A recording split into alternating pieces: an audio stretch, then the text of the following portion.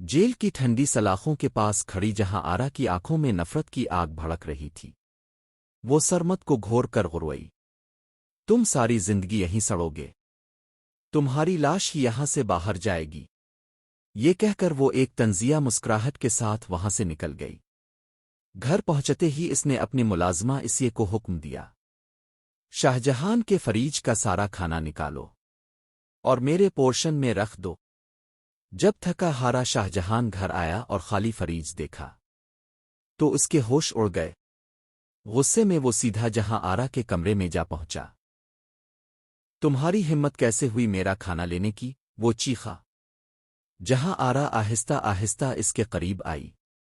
होंठों पर जहरीली मुस्कुराहट थी।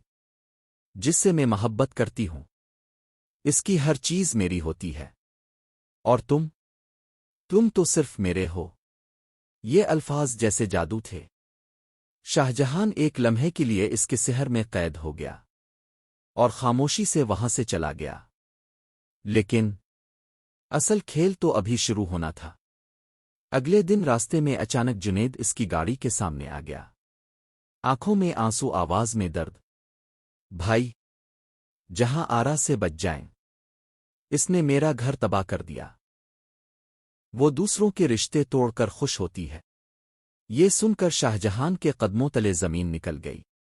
जहां आरा की मोहब्बत का धोखा एक लम्हे में टूट गया। वो फौरन घर वापस पलटा, और जैसे ही वो जहां आरा के कमरे के पास पहुंचा, इसके कदम रुक गए। अंदर से कहकहों की आवाज आ रही थी। जहां आरा हंस हंस कर कह रही थी, मैंने आजा की गाड़ी के ब्रेक फेल करवा दिए हैं, अब वो बच नहीं पाएगी। ये सुनकर शाहजहान के जिस्म में जैसे करंट दौड़ गया। वो पागलों की तरह आजा को कॉल करने लगा, मगर तभी फोन बजा।